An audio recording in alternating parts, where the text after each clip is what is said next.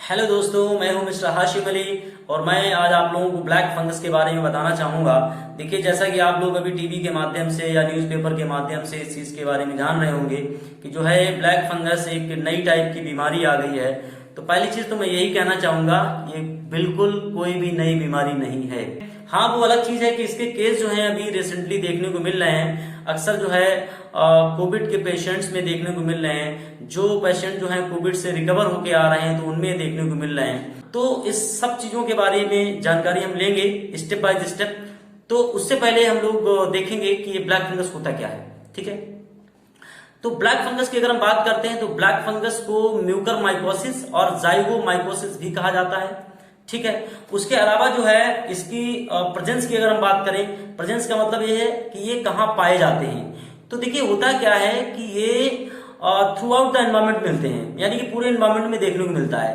तो जो है डोमिनेंटली जो है ये सॉइल के अंदर पाए जाते हैं। उसके अलावा जो है डिकेइंग ऑर्गेनिक मटेरियल्स में मिलते हैं। मतलब बेसिकली क्या होता है कि फंजाई जो हैं डिकम्पोजर्स होते हैं। तो ये फ्रूट्स पे देखने को मिलते हैं, वेजिटेबल्स पे देखने को मिलते हैं। उसके अलावा जो है और बहुत सारे फूड मटेरियल्स जो होते हैं उनको भी जो है स्पॉइल करते हैं, तो वहां पे ये देखने को मिलते हैं। स्पेशली ये ब्रेड और रोटी पे देखने को मिलते हैं। ये चीज हो जाएगी, ये इसको हम बोलते हैं ब्लैक फंगस। तो एक्चुअल में क्या होता है कि अगर इसका ग्रोथ देखनी है आपको, इसका जो है इसकी मॉर्फोलॉजी देखनी है, तो आप क्या करिए, आप एक रोटी को लीजिए और या एक ब्रेड को लीजिए, आप इसको रख दीजिए, मॉइस्चर में रख दीजिए या हीट कंडीशन में रख दीजिए। तो 2 दिन के बाद आप देखेंगे कि उसके ऊपर कॉटनी सरफेस आ जाता है। तो एक्चुअल में क्या है, वो एक फंजाई है, वो एक ब्लैक फंगस है जिसको हम बोलते हैं rhizopus. Rhizopus is also known as pin mould. ठीक है, तो ये तो था ब्लैक फंगस के बारे में। ठीक है, तो अब क्या है कि एक्चुअल में जो ब्लैक फंगस नाम दिया जा रहा है, तो ब्लैक फंगस जो है, जैसे कि मैंने कहा, इसको म्यूकरमाइकोसिस भी कहते हैं। तो मसला ये है कि इसका पॉजिटिव एजेंट क्या है। तो जब हम पॉजिटिव एजेंट की बात करते हैं तो पॉजिटिव एजेंट जैसे कि अदर बीमारी में होता है कि किसी भी पर्टिकुलर डिजीज का एक पर्टिकुलर एजेंट होता है, लेकिन इस केस में ऐसा नहीं है। इस केस में क्या देखने को मिलता है कि म्यूकरमाइकोसिस यानी कि जो ब्लैक फंगस है, इसका जो है इसमें जो पॉजिटिव एजेंट्स हैं वो जो है म्यूकर की कुछ स्पीसीज देखने को मिलती हैं और राइजोपस की भी कुछ स्पीसीज देखने को मिलती हैं। उसके अलावा कुछ अदर जो है स्पीसीज भी देखने को मिलती हैं। तो होता क्या है एक्चुअल में, ये फैलता कैसे है, इसका ट्रांसमिशन कैसे है। तो अगर हम देखें, अगर इसका ट्रांसमिशन देखें तो क्या होता है कि इनके जो फंगस के स्पोर जो हैं वो एयर में मौजूद होते हैं, सॉइल में मौजूद होते हैं। ठीक है, तो क्या होता है कि जैसे मान लीजिए हमने सांस ली और मतलब उसको हमने स्पोर को इनहेल कर लिया बॉडी में, स्पेशली हमारा रेस्पिरेटरी सिस्टम में चला गया। अब अगर क्या होगा कि अगर हमारा इम्यून सिस्टम वीक होगा तो वो आसानी से हम पर अटैक कर जाएगा।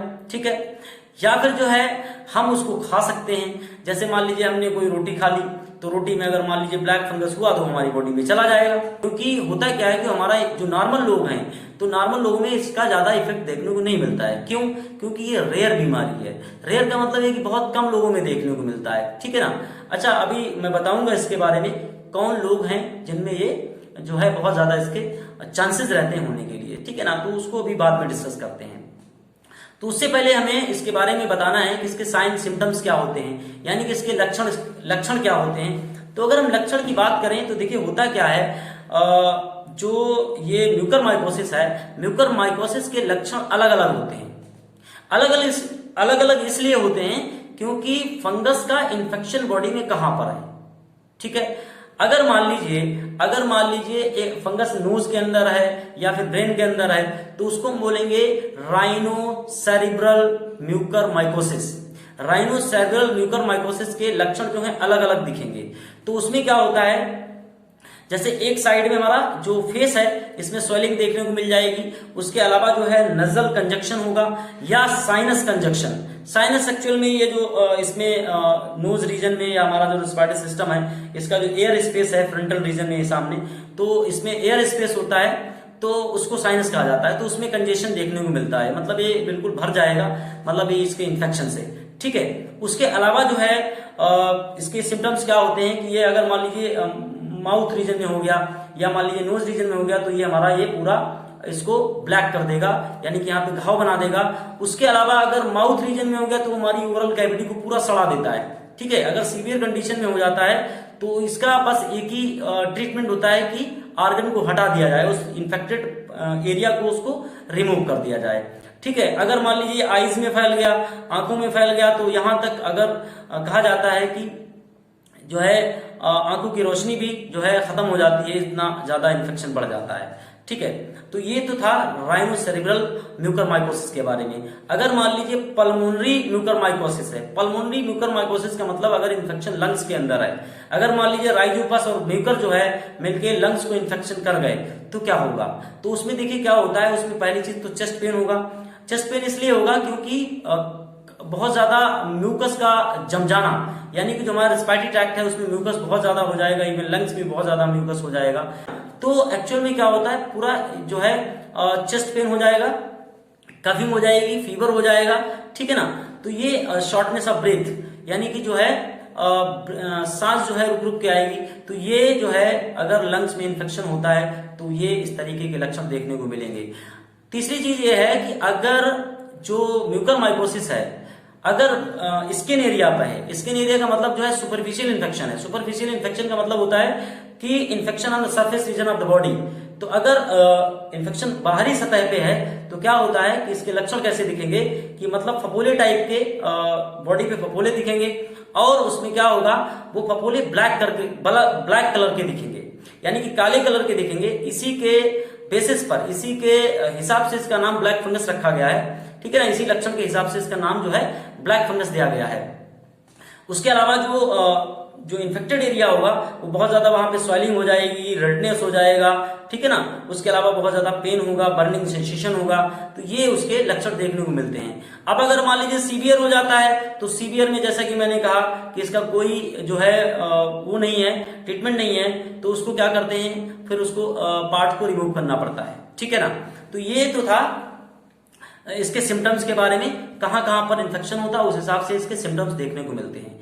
अगर मान लीजिए इन्फेक्शन हमारा गैस्ट्रोइंटेस्टाइनल ट्रैक्ट में है, गैस्ट्रोइंटेस्टाइनल ट्रैक्ट का मतलब यह है कि माउथ से एनस का पार्ट होता है, तो इसको पूरे पार्ट को जीआई ट्रैक्ट कहा जाता है। तो इसमें इन्फेक्शन अगर मान लीजिए कहीं पे है, जैसे मान लीजिए इसमें इसमें स्टमक में हो गया या इंटेस्टाइन में हो गया, तो फिर जो है कैसे लक्षण दिखेंगे।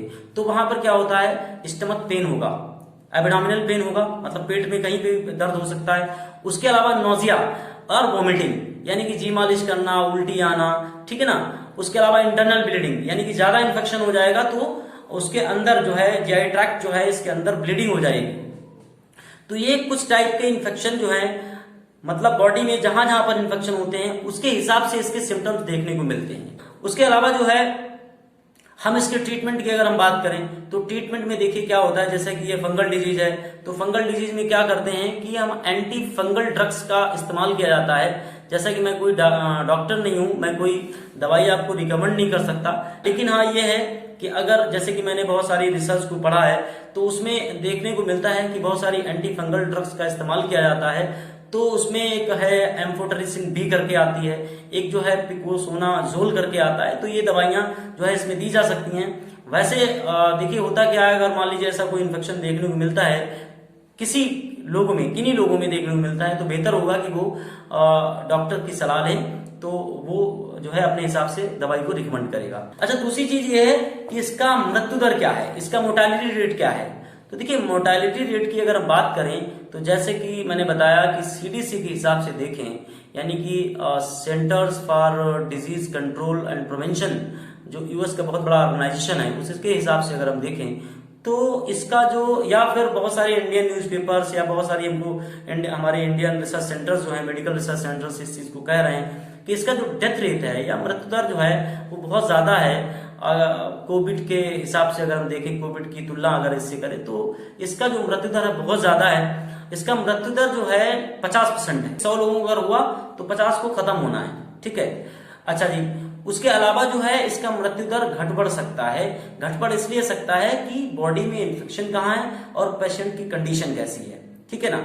तो जैसे मान लीजिए मल्टीपल साइट्स पर जो है इन्फेक्शन हो गया इसका, और ब्लैक फंगस का। मल्टीपल साइट्स का मतलब मान लीजिए आपके लंग्स में भी हो गया, जो है एब्डोमिनल रीजन में भी हो गया, आपका ब्रेन में भी हो गया, साइनस में भी हो गया, तो फिर जो है वहां पर जो इसका डेथ रेट जो है 94 तक जाता है, 94% तक जाता है। अच्छा, दूसरी चीज है कि ये किन लोगों में ज्यादा होने का चांसेस होता है, यानी कि कौन लोग हैं जो ज्यादा रिस्क पे हैं। तो देखिए, ऐसे लोग जो डायबिटिक हैं, यानी कि जिनको डायबिटीज है, या फिर जिनको कैंसर है, या ऐसे लोग जिनमें न्यूट्रोपीनिया का मतलब जिनमें WBC काउंट बहुत कम है, उसके अलावा कैंसर है, या फिर ऑर्गन ट्रांसप्लांटेशन वाले लोग, या फिर जो स्टेम सेल ट्रांसप्लांटेशन वाले लोग, या फिर ऐसे लोग जिनका इम्यून सिस्टम बहुत वीक है, वो कोई भी रीजन हो, चाहे वो कोई इन्फेक्शन हो। अब जैसे कि कोविड के केस में देखने को मिल रहा है कि कोविड के केस में क्या हो रहा है कि कोविड के जो पेशेंट है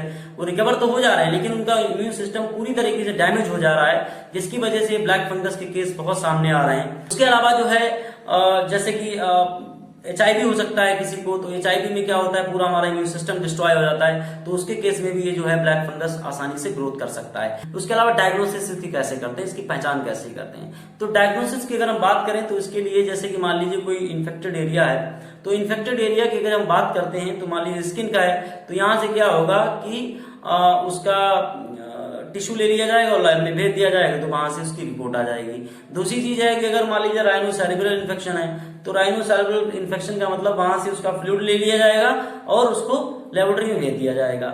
या फिर अगर इंटरनल जैसे लंग्स वगैरह में इन्फेक्शन है, तो वहां से कुछ टिश्यू को कलेक्ट कर लिया जाएगा, इन्फेक्टेड टिश्यूज को, और उसको भेज के उसकी टेस्ट करवा दिया जाएगा। उस टेस्ट को बायोप्सी टेस्ट एक्चुअल में बोलते हैं।